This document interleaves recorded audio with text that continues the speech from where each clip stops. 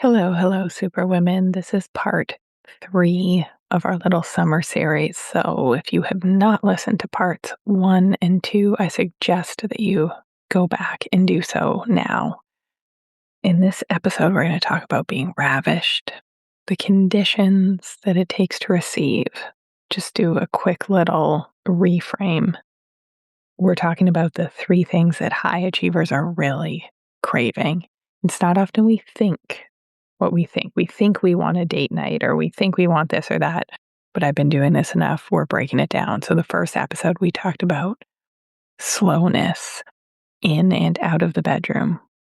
Slow things down with kissing. Can you all just make out with each other?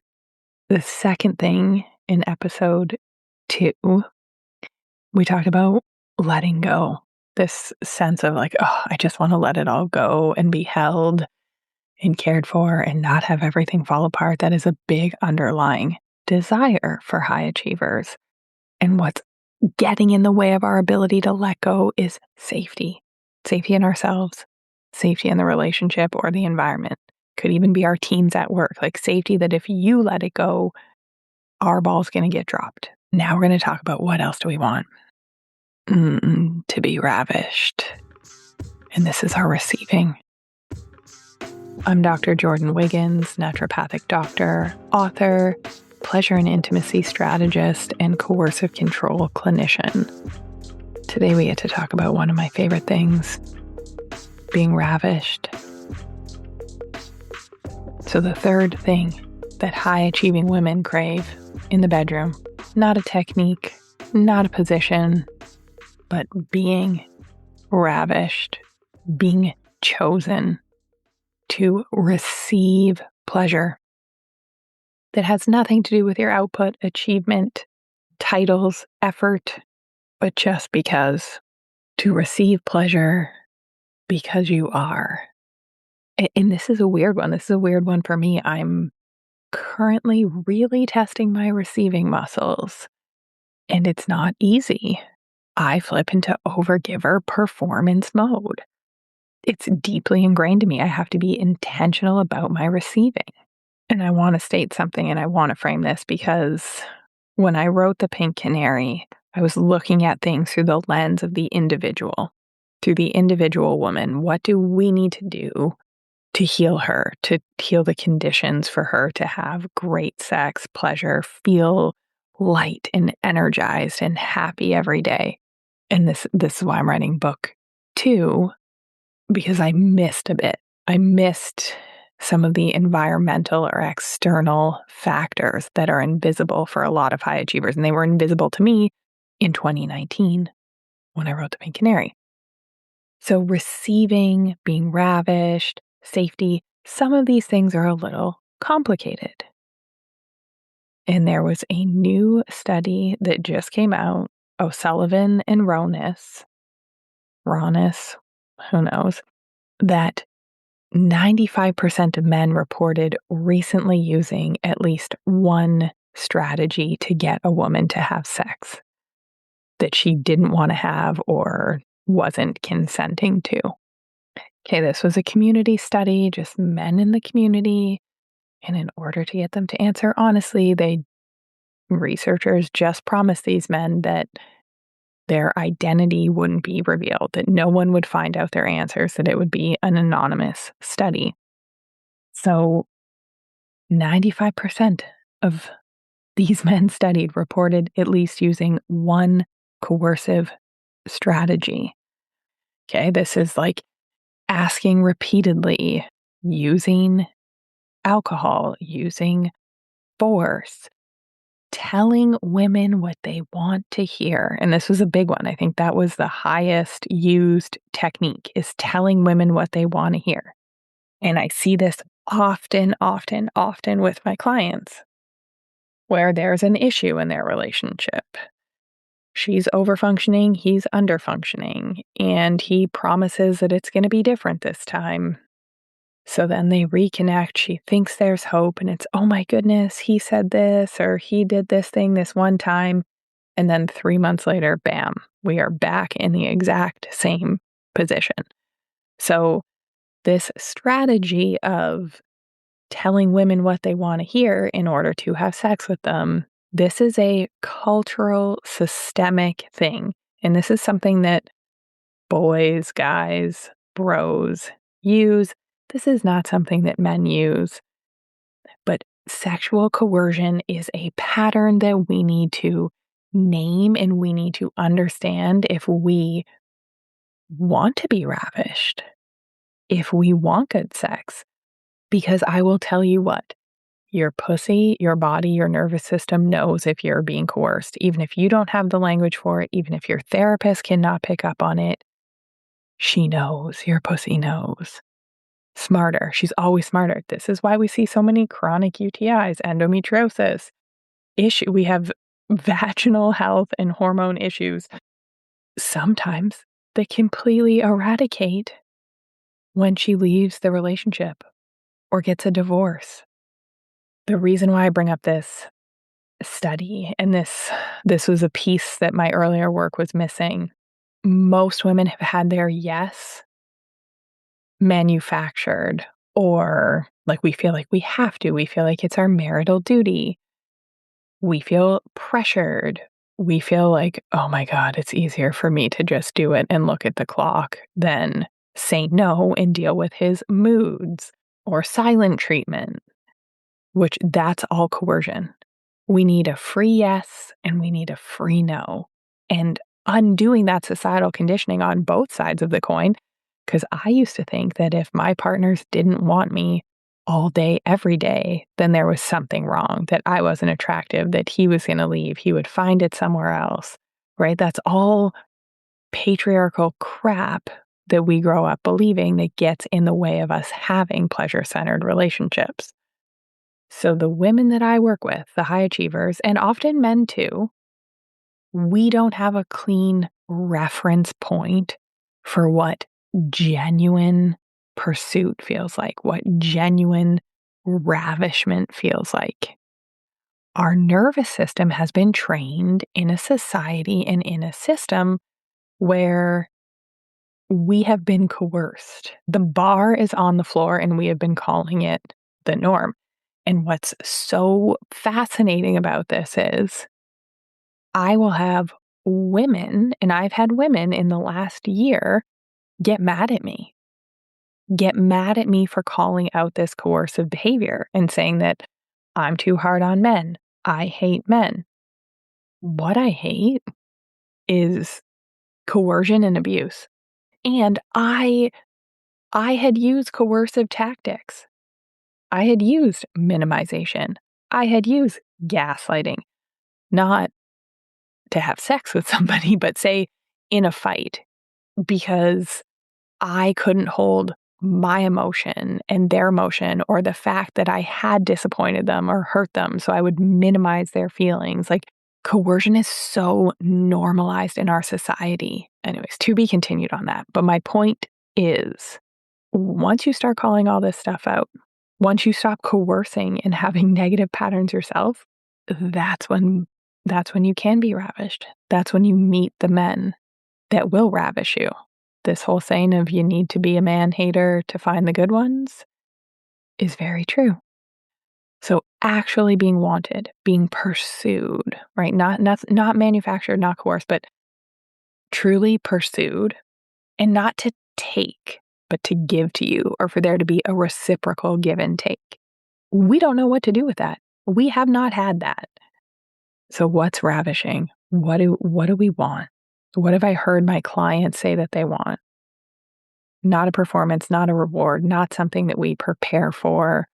Being ravished is being chosen, being pursued, being wanted, being seen and met in your desire with nothing asked of you in return.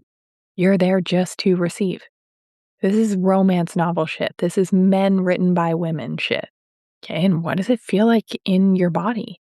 Your attention is inward. It is completely on you, focused on you and your sensation. And there's conditions of being ravished that start before anyone takes their clothes off. So like him making the plan, the whole thing, your job is to just show up. Okay, him looking at you, taking you in like you're the most beautiful thing he's ever seen in his life. Want to make a note here, ravishment is a two-way street. I want to ravish my partner and I want to be ravished.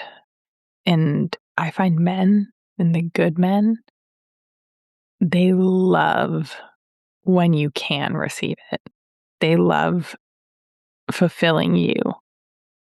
And for high achievers, that's hard for us sometimes because we're so performing and they just want to give to us. And you can see it if you just sit back, you observe in social settings.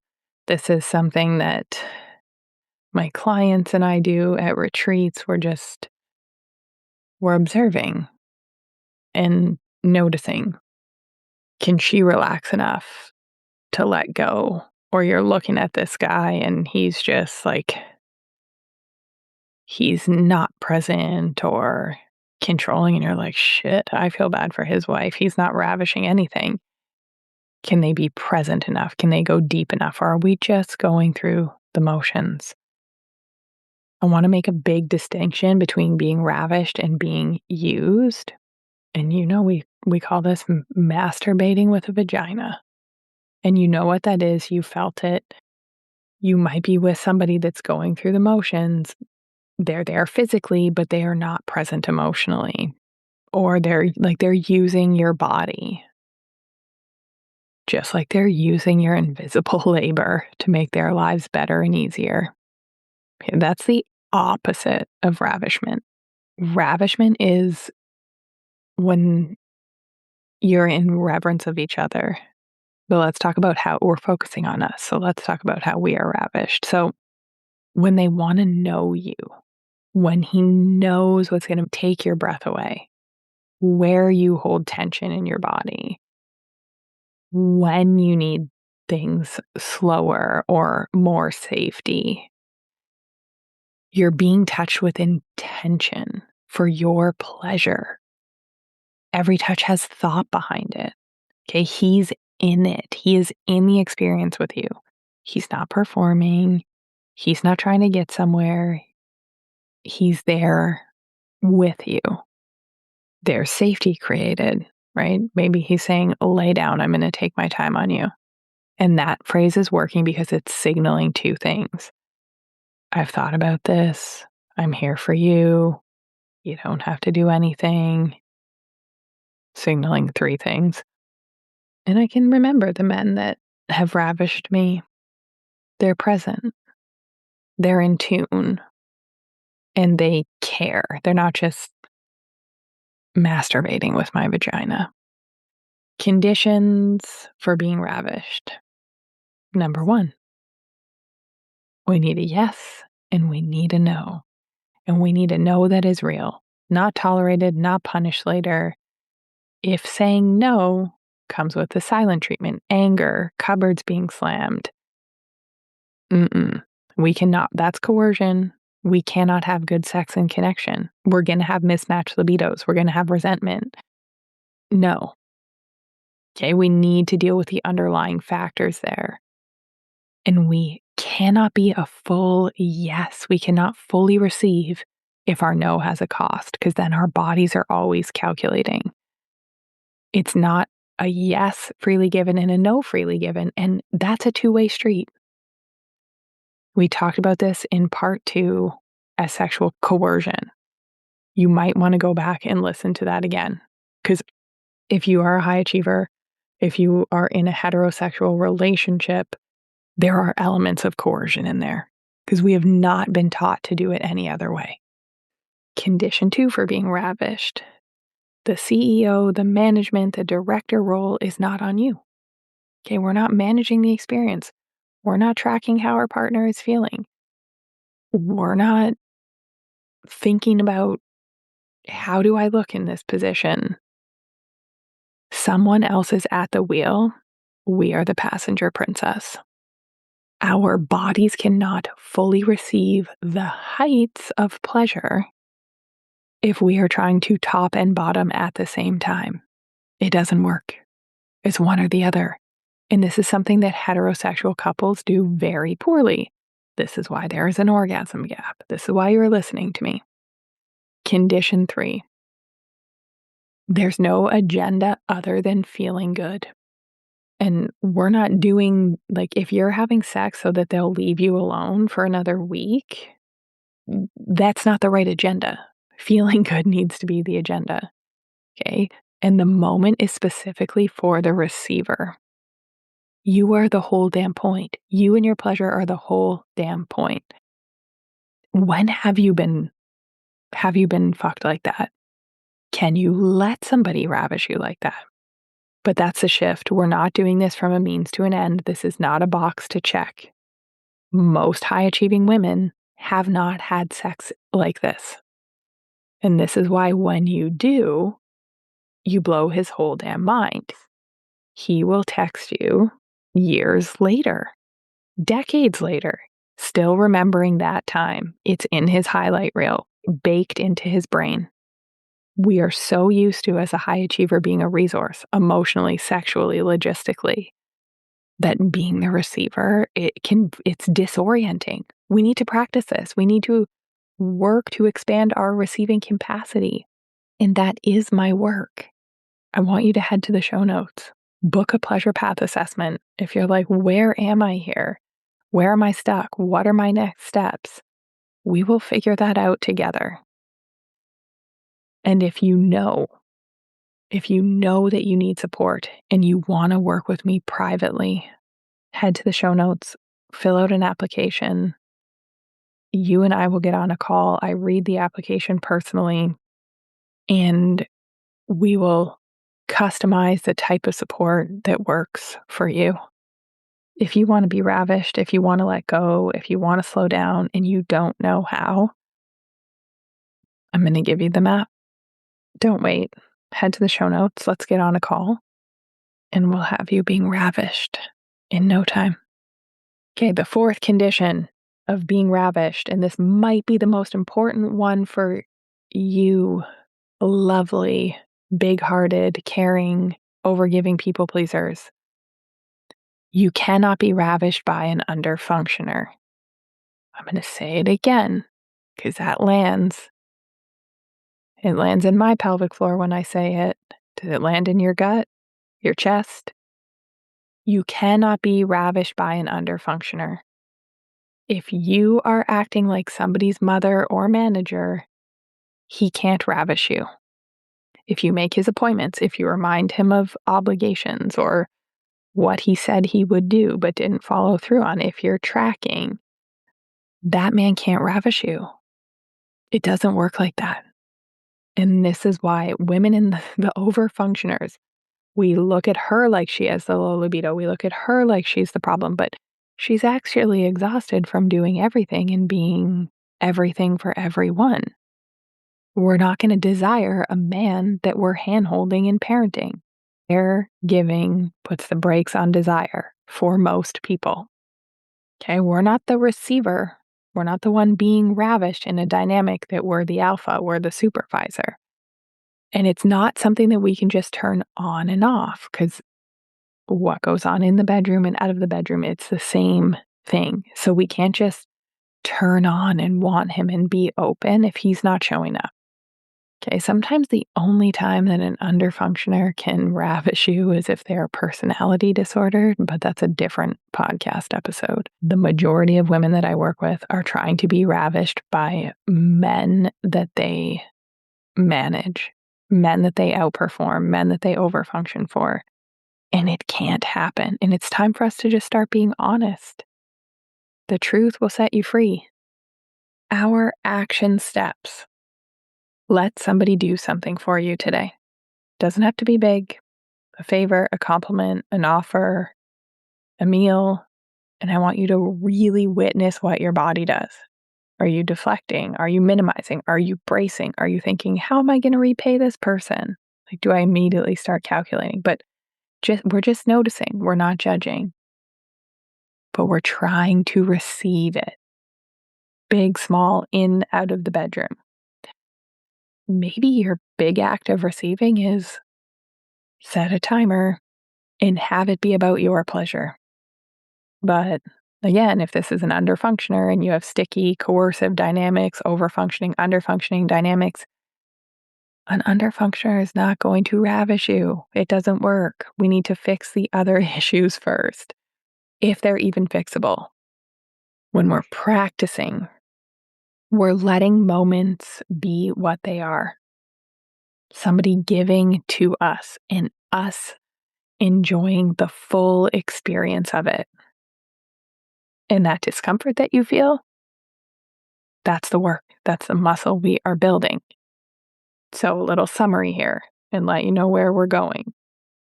We talked about 3 things that high achievers are craving in the bedroom: slowness, letting go and safety, and being ravished. How do we get there? We go from being a high achiever to a high receiver. And I want to leave you with a few things. We were never meant to earn intimacy. Pleasure is our birthright. We were never meant to perform our way into being desired. We were never meant to perform in the bedroom. We're meant to experience it. You cannot be ravished by somebody you parent. We need to slow down and cultivate safety in ourselves so we can let go. The framework. How do we do that? Desire, ask, receive, discern. If you felt something, if I'm speaking to you, this isn't an accident. It's not a coincidence. It means that I've been helping women just like you for years. It's your body recognizing that this is something you've been waiting for, and you don't have to do it alone. As I already mentioned, head to the show notes. Do the pleasure path assessment. If you just kind of want to get the lay of the land, where am I stuck? What do I need to do? That's your next right step. If you know that you want to work with me, fill out an application. We're going to get on a call and discuss if it's a fit and what it looks like to work together. You spent your whole life earning. Now it's time to be ravished.